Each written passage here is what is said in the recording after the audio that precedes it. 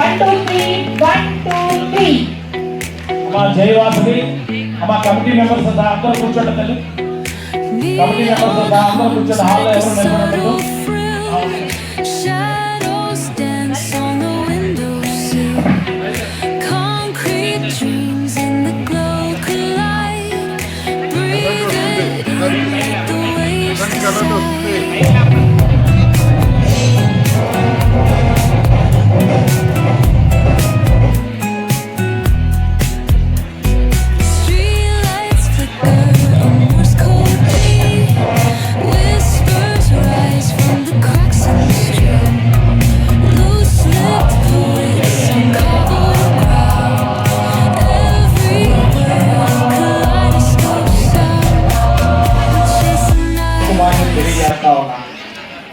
మా కూర్చోండి అమ్మా ప్లీజ్ ప్లీజ్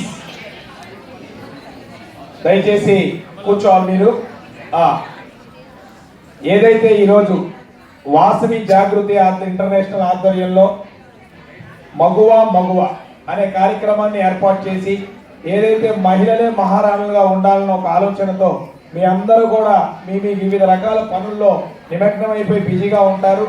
కానీ మీ అందరినీ కూడా తేపకొకసారి ఏదో కార్యక్రమంతో బయటికి తీసుకొచ్చి అందరిలో ఒక చైతన్యం తీసుకొచ్చి కుటుంబం బాధ్యతనే కాదు కొంత ఉపశమనం ఇచ్చి అందరూ కూడా ఉత్సాహంగా ఉండాలన్న ఒక ఆలోచనతో ఈ కార్యక్రమాన్ని ఏర్పాటు చేసిన వాసవి జాగృతి ఇంటర్నేషనల్ వేణు గారికి, అదేవిధంగా మా సుప్రజ గారికి, కరుణ గారికి, ఇంకా అనేక మంది సోదరీమణులందరికీ, ముఖ్యంగా మా ఆలమూరు అమర్నాథ్ అన్న నాకు పదే ఫోన్ చేసి అన్న నువ్వు ఒక్కడివైతే రావద్దు కుటుంబంతోనే రావాలని నాకు డెడ్ లైన్ పెట్టి నాకు కుటుంబంతో సహా ఇక్కడికి వచ్చేలాగా చేసిన అమర్నాథ్ అన్నకి అందరికీ కూడా ధన్యవాదాలు తెలియజేస్తా ఉన్నా. అదేవిధంగా వేణు అన్న మేము చాలా సుదీర్ఘ కాలంగా వేరే ఆర్గనైజేషన్స్ ఇచ్చి కలిసి ట్రావెల్ చేస్తూ ఉన్నాం. ప్రభుత్వం లేనప్పుడు కూడా ఆర్యవైశ్యులకి ఏముంటే బాగుంటుంది, ఆర్యవైశ్యుని ఏ విధంగా పైకి తీసుకురావాలి అని నేను రాష్ట్ర వాణిజ్య విభాగం అధ్యక్షుడు అప్పటి నుంచి ఇప్పటిదాకా తెలుగుదేశం పార్టీలో ఉన్న ఆ పదవిలో ఉన్నాం. ఆ రైల్లో వ్యాపారస్తులకు కానీ వైశ్యాసులకు కానీ కరోనా టైంలో ఇబ్బంది పడుతున్నప్పుడు కూడా మేము జూమ్ కాల్ మీటింగ్స్ పెట్టుకొని అనేక జిల్లాల వారిని అందులో ఇంక్లూడ్ చేసి వారి యొక్క సమస్యలన్నీ తెలుసుకుంటూ దాన్ని సార్ట్అవుట్ చేయడానికి మార్గాలన్నీ కూడా ఎదుర్కొంటూ పనిచేస్తూ ఉన్నాం. కానీ ఈరోజు మనం పాదయాత్ర అంతా లోకేష్ గారిని కంప్లీట్ చేసుకొని ఆర్యవైశ్యుల సమస్యలన్నీ సార్ట్అవుట్ చేసుకొని ఈరోజు కూటమి ప్రభుత్వం ఏర్పడిన తర్వాత ఆర్యవైశ్య కోరికల్ని ఎవరెవరో ఏదేదో చెప్పాం. గతంలో అనేక మంది నాయకులు వచ్చారు వెళ్తానే ఉన్నారు. కానీ ఆ కోరికలు మాత్రం అలానే ఉండిపోతా ఉన్నాయి. ఏంటంటే మనందరి కులదేవత మీ అందరికీ తెలిసిందే శ్రీ వాసవి కన్యకా పరమేశ్వర అమ్మవారి ఆత్మార్పణ దినోత్సవాన్ని అధికారికంగా చేయాలని ఎప్పటి నుంచో అనేక సంఘాల డిమాండ్ ఉంది. ఆ డిమాండ్ని ఎవరు కూడా పెడంపెట్టి ఏ ప్రభుత్వం వచ్చినా పట్టించుకోని పరిస్థితి లేదు.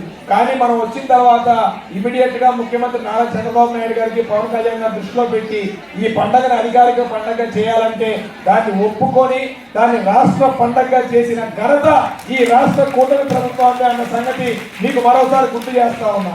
ప్రతి మీటింగ్ వచ్చినప్పుడు ఇది గుర్తు చేస్తా ఉన్నా. ఎందుకు గుర్తు చేస్తా ఉన్నానంటే ఇది మనం అంత ఈజీగా మర్చిపోయేంత అంశం కాదు.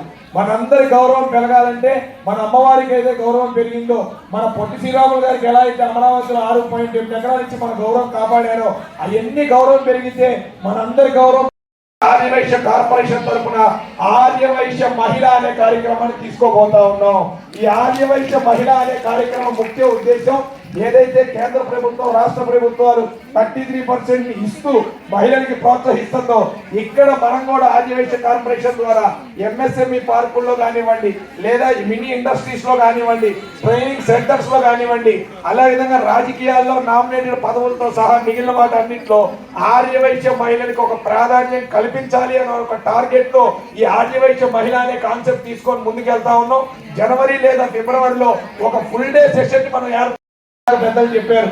వాసవి పెనుగొండ ఏదైతే చిన్న రాజకీయ నాయకులు ఒక వార్డు మెంబర్ గానో, ఒక సర్పంచ్ గానో, లేదా ఒక కౌన్సిలర్ గానో పనిచేసిన ఒక వార్డు మెంబర్ ఏ రాజకీయ నాయకుడైనా అవనింది, ఏ పార్టీ అయినా అవనింది, అతను చనిపోతే కౌన్సిల్లో తీర్మానం చేసి ఆ బజారుకో, ఆ వీధికో, లేకపోతే అతను ఉన్న ఇంటి ఏరియాకో ఇంటి పేరు పెట్టేసుకుంటా ఉన్నారు, వారి ఇంటి పేరు. మరి అటువంటిది ఈ రాష్ట్ర దిశ ఈ రాష్ట్రానికి అత్యంత క్వాలిఫైడ్ ఓటు బ్యాంక్ ఉన్నది ఆర్యవైశ్యుల ఓటు బ్యాంక్ మటుకే.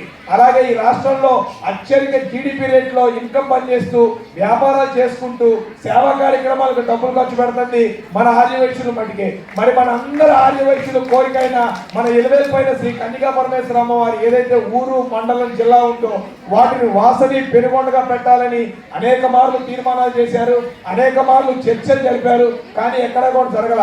ముఖ్యమంత్రి గారికి ఈ విషయం ఇమీడియట్ గా తెలియజేశాక లోకేష్ అన్నతో ఒక మాట చెప్పిస్తే ముఖ్యమంత్రి గారు ఇమీడియట్ గా పోయినసారి జరిగిన 15 రోజుల క్రితం జరిగిన కేబినెట్ మీటింగ్ లోనే ఆల్రెడీ జీవో పాస్ అయిపోయింది, నోటిఫికేషన్ ఇచ్చేశారు.